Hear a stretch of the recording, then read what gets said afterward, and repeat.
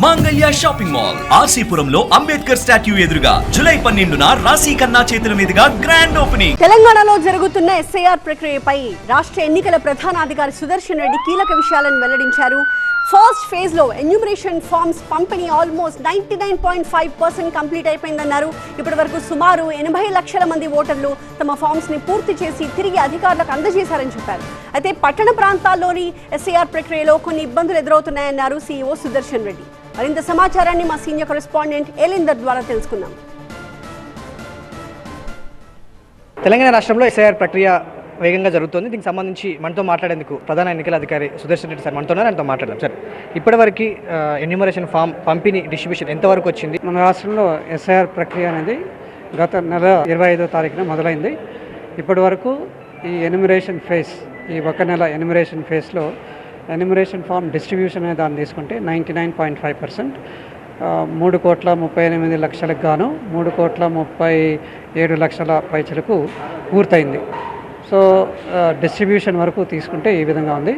తర్వాత enumeration form filling ఆ ప్రక్రియకు వస్తే 28% వరకు, దగ్గర దగ్గర 75 to 80 lakhs వరకు పూరించిన ఫిల్ చేసిన ఎన్యూమరేషన్ ఫాము వాపస్ తీసుకోవడం జరిగింది. చాలా చోట్ల మాకు అందలేదు అని, లేకపోతే కొన్ని చోట్ల బిఎల్ఓలు ప్రింట్అవుట్ తీసుకొచ్చి ఇచ్చారు అని ఇట్లా డాటా చెప్తున్నారు. అంటే ఏ డాటాకి బిఎల్ఓలు చెప్పే గ్రౌండ్ లెవెల్లో ఉన్న విషయానికి మీరు చెప్తున్నటువంటి డాటాకి ఎక్కడ మ్యాచ్ అవ్వట్లేదు. ఏం జరుగుతుంది? బిఎల్ఓలు నిజంగా ఫీల్డ్ వర్క్ చేస్తున్నారా? మీ దృష్టికి ఎలాంటి ఏమైనా ఇష్యూస్ వచ్చాయో? ఎన్యూమరేషన్ ఫామ్ డిస్ట్రిబ్యూషన్లో కొంత ఇబ్బందులు అనేది అర్బన్ పాకెట్ ఏదైతే హైదరాబాద్ ఉందో, తర్వాత మేడ్చల్, ఈ రెండు ప్రాంతాల నుండి డిస్ట్రిబ్యూషన్ మా వరకు ఇంకా రాలేదని చెప్పేసి కొన్ని అక్కడక్కడ మా దృష్టికి వచ్చాయి. వాటిపైన ఆ కన్సర్న్డ్ డిఓ కలెక్టర్స్ ఎవరైతే ఉన్నారో వాళ్ళకు కూడా ఆదేశాలు ఇచ్చాము కూడా. కాబట్టి డిస్ట్రిబ్యూషన్లో ఎక్కడైతే పూర్తి చేశామో అయితే పూర్తి కాలేదు అనేది మా దృష్టికి వస్తుంది. కాబట్టి తగు చర్యలు తీసుకోనని చెప్పేసి వాళ్ళకి ఆ కన్సర్న్ డిఓస్కి ఆదేశాలు ఇచ్చాము. కాబట్టి ఈ దృష్టిలోనే వాళ్ళు కూడా పనిచేస్తున్నారు. ఇంకా ఎవరికైనా రాని పక్షంలో వాళ్ళు తప్పకుండా మా దృష్టికి కూడా తీసుకురావచ్చు. తర్వాత లేకపోతే 1950 ఏదైతే టోల్ ఫ్రీ నెంబర్ ఉందో అందులో ఫోన్ చేసి కూడా మాకు తెలియపరచవచ్చు. 2002తో మ్యాచ్ అయినటువంటి వివరాలు ఉన్నా లేకపోయినా మీకు అందిన ఎస్ఐఆర్ ఫామ్ ఫిల్ చేసి ఇచ్చేయమని చెప్తున్నారు. సో వాళ్ళందరికీ డెఫినెట్గా నోటీస్ వస్తుందని తెలుస్తుంది. సో ఆ నోటీస్ వచ్చినప్పుడు వాళ్ళని అనామలీస్ ఓటర్లుగా మీరు పరిగణించబోతున్నారు. మ్యాపింగ్లు జరిగినప్పుడు ఎంతవరకు అనామలీస్ గుర్తించారు? ఇప్పుడు ఈ సిచ్యువేషన్లో ఎంతవరకు గుర్తించే అవకాశం ఉంది? అనామలీస్ తీసుకుంటే మ్యాపింగ్లో ఏదైతే చేశామో మ్యాపింగ్లో మాకు బయటపడ్డ డీటెయిల్స్ ప్రకారము దగ్గర దగ్గర 88 lakhs వరకు అనామాలీస్, 11 విధాల అనామాలీస్ దాని ప్రకారం గుర్తించడం జరిగింది.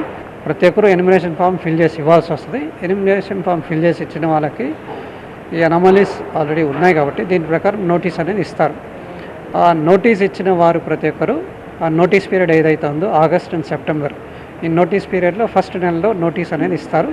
తర్వాత దానికి సంజాయిషి తీసుకుంటారు కూడా. ప్రతి ఒక్కరిని ఓటు కల్పించాలనే దిశగానే వాళ్ళని పని చేయాలని చెప్పేసి మా దగ్గర నుంచి కూడా ఆదేశాలు ఇచ్చాము. కాబట్టి ఆ దిశలోనే వారు కూడా ప్రయత్నం చేస్తారు కూడా.